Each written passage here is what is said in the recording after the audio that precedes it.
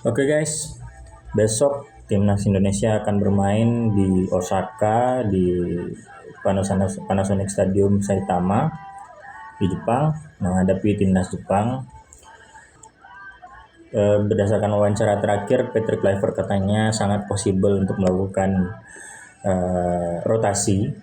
Jadi kita mulai dari penjaga gawang kemungkinan 50-50 antara Martin Paes dan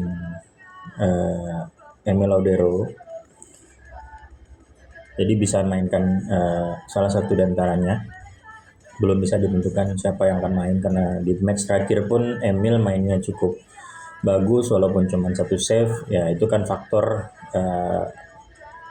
dari Cina juga nggak bisa leluasa nyerang ya karena pertahanan kita lumayan solid. Untuk di lini bertahan kemungkinan akan ada rotasi. Salah satu dari Rizky Ridho atau Justin Hubner akan dicadangkan terlebih dahulu, memberi kesempatan kepada Mads Hilgers. Karena kita tahu Jepang itu levelnya udah level dunia, jadi kemungkinan besar yang akan lebih banyak main adalah pemain yang berkarir di Eropa semua. Jadi kalau Ridho dicadangkan, berarti Mads akan mengisi posisinya Ridho. Kalau Justin dicadangkan, maka Ridho akan main di kiri seperti dia bermain di Persija. Dia di center back kiri dan Mads mengisi di posisi kanan. Untuk Bang Jai nggak akan diganti karena itu adalah fondasi ya. Fondasi dari badan permainannya timnas Indonesia. Masuk ke tengah, Joey Pelipesi sama Tom Hai tidak akan diganti juga. Untuk kanan mungkin akan langsung diisi oleh Kevin Dix karena kemarin itu faktornya adalah Kevin Dix baru datang 2 hari sebelum match dijalankan. Jadi secara fairness juga lebih fair kalau pemain yang sudah TC dari awal yang dapat kesempatan, apalagi memang perform saat TC-nya gitu ya. Dan juga terkait kebugaran Dix-nya tentunya. Maka kemarin di match lawan Cina hanya bermain selama kurang lebih 30 menit mungkin. Sedangkan untuk lawan Jepang besok, lagi-lagi kemungkinan mentality Eropa akan dibutuhkan, maka Dix akan main lebih dulu dari awal. Sementara Verdong sangat kecil kemungkinan untuk dirotasi, jadi kemungkinan tetap Verdong. Kalau dirotasi pun itu bisa jadi ke Dean James, tapi persentasenya 10% mungkin untuk rotasi dari Verdong. Untuk 3 di depan, otomatis Marcelino akan tetap masuk di kanan sebagai starting.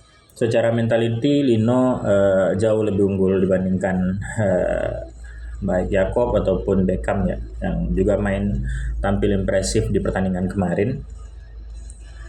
Di sebelah kiri kemungkinan, nah ini menarik nih, bisa jadi yang masuk adalah Dean James.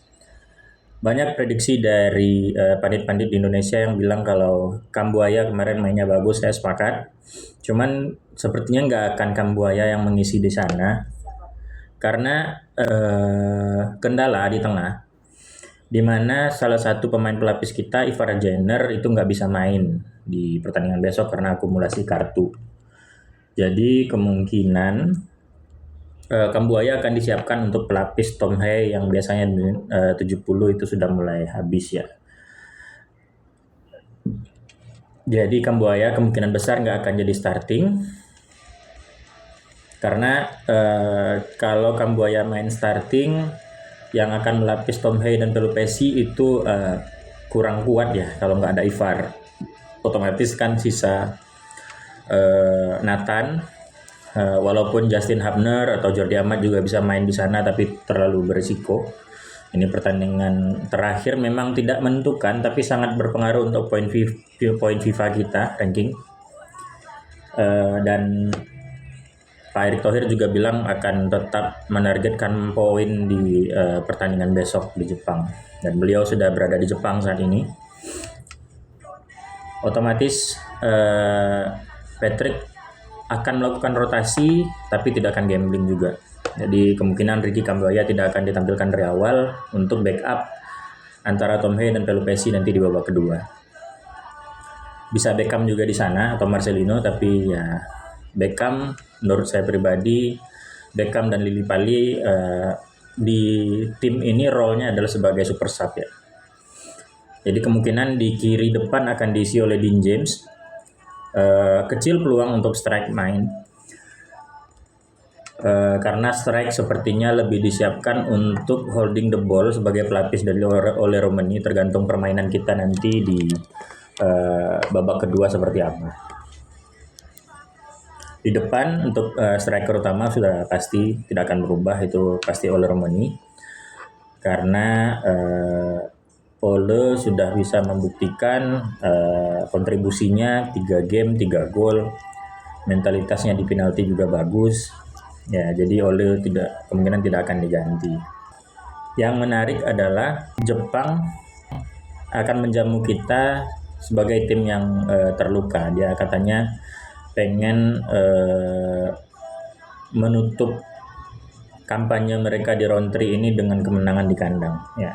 Kita sendiri juga berharap poin, kita nggak muluk-muluk mungkin menargetkan 1 poin di sana, karena 1 poin melawan tim dengan peringkat 15 dunia itu penambahan poinnya juga cukup banyak. Saya nggak tahu ya kalau lebih banyak dari menang lawan Cina kemarin atau gimana. Jadi tetap semangat, tetap dukung timnas Indonesia, seperti itu prediksinya. Jadi saya ulangi, kemungkinan di belakang 50-50 antara Emil dan Pas. 3 di belakang kemungkinan Mes, Jay dan Rido dan Hapner itu bisa opsi.